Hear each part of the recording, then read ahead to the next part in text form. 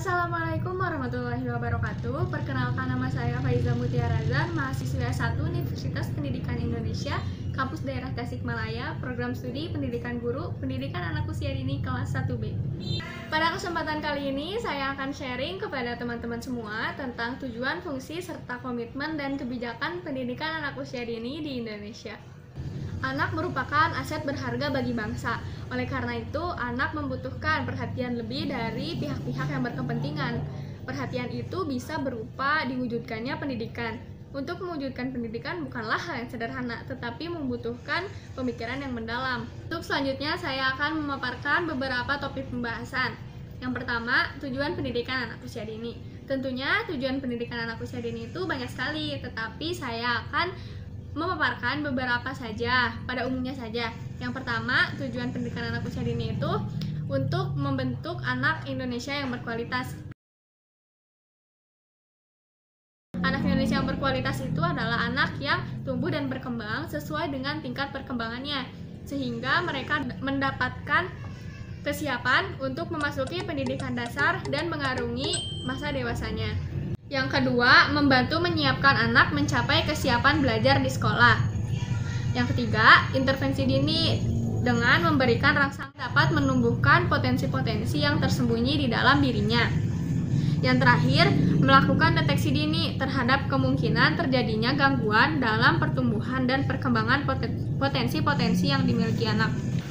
Apabila seorang anak mampu mencapai tujuan-tujuan yang tadi saya paparkan, seorang anak akan mampu mengembangkan yang ada pada dirinya di dalam kehidupan dan mampu mengurus dirinya sendiri, atau biasa disebut self-help, sehingga mereka akan berkembang dan mampu menolong orang lain atau social skill. Untuk topik pembahasan selanjutnya, saya akan membahas tentang fungsi pendidikan anak usia dini. Yang pertama, untuk mengembangkan seluruh kemampuan yang dimiliki anak sesuai dengan tahap perkembangannya. Contohnya dengan menyediakan media pembelajaran yang banyak sesuai dengan kebutuhan dan minat anak.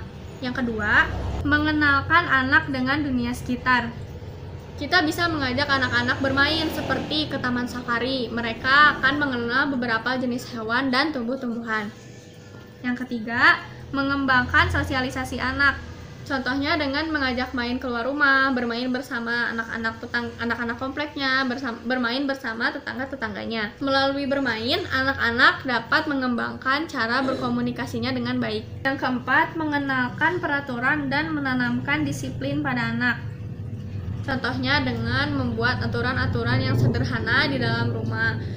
Jika anak tidak mengikuti aturan tersebut, anak bisa diberikan sanksi yang sederhana juga, bukan sanksi-sanksi yang berat. Yang kelima, memberikan kesempatan pada anak untuk menikmati masa bermain, karena pada hakikatnya bermain adalah hak semua anak. Yang keenam, memberikan stimulus kultural terhadap anak. Berdasarkan tujuan pendidikan anak usia dini, dapat ditelaah beberapa fungsi program stimulasi edukasi. Yang pertama ada fungsi adaptasi. Fungsi adaptasi membantu anak untuk menyesuaikan dirinya dengan lingkungan. Yang kedua ada fungsi sosialisasi. Fungsi sosialisasi membantu anak untuk mengembangkan keterampilan-keterampilan sosial yang dimilikinya. Yang ketiga ada fungsi pengembangan, yaitu membantu anak untuk mengembangkan segala potensi yang dimilikinya. Yang keempat ada fungsi bermain, yaitu memberikan waktu kepada seluruh anak untuk bermain. Yang terakhir fungsi ekonomi. Pendidikan merupakan investasi jangka panjang yang menguntungkan untuk perkembangan anak selanjutnya. Topik pembahasan ketiga merupakan komitmen dan kebijakan pendidikan anak usia dini. Dalam topik pembahasan ketiga ini terbagi menjadi dua, ada kebijakan internasional dan ada kebijakan nasional. Yang pertama saya akan membahas kebijakan internasional. Secara internasional, perhatian terhadap pendidikan anak usia dini semakin serius semenjak direncanakannya Education for All atau pendidikan untuk semua di Jomtin, Thailand tahun 1999 yang memperjuangkan kesejahteraan bagi anak di seluruh dunia. Education for All, pendidikan untuk semua yang menyepakati perlunya pendidikan untuk semua orang sejak lahir sampai menjelang ajal. Yang kedua ada Convention of the Right of the Child, menegaskan perlunya perlindungan dan perkembangan anak dalam layanan pendidikan dasar dan keaksaraan. Yang ketiga ada The Salamanca Statement di Spanyol tahun 1994 pemenuhan kebutuhan bagi anak-anak berkebutuhan khusus, termasuk pemenuhan kebutuhan pendidikan. Deklarasi Salamanca ini menyatakan bahwa anak yang lahir dengan kebutuhan khusus atau anak dengan berkebutuhan khusus pun berhak mendapatkan pendidikan yang layak.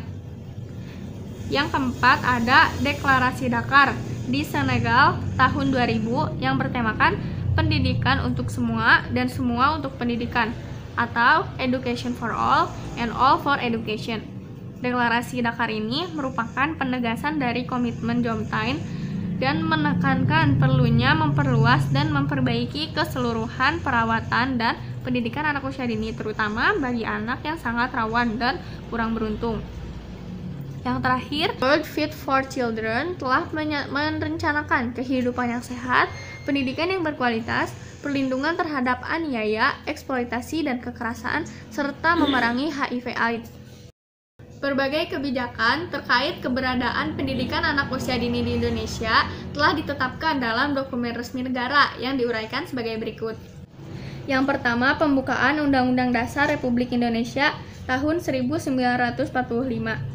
Terdapat kutipan yang berbunyi, kemudian daripada itu, untuk membentuk suatu persatuan negara Indonesia yang berkedaulatan rakyat, mencerdaskan kehidupan bangsa, dan ikut melaksanakan ketertiban dunia yang berdasarkan kemerdekaan, perdamaian abadi, dan keadilan sosial. Pendidikan anak usia dini memiliki pandangan bahwa sesungguhnya dengan mencerdaskan anak, secara tidak langsung akan membantu meningkatkan kualitas sumber daya manusia negara.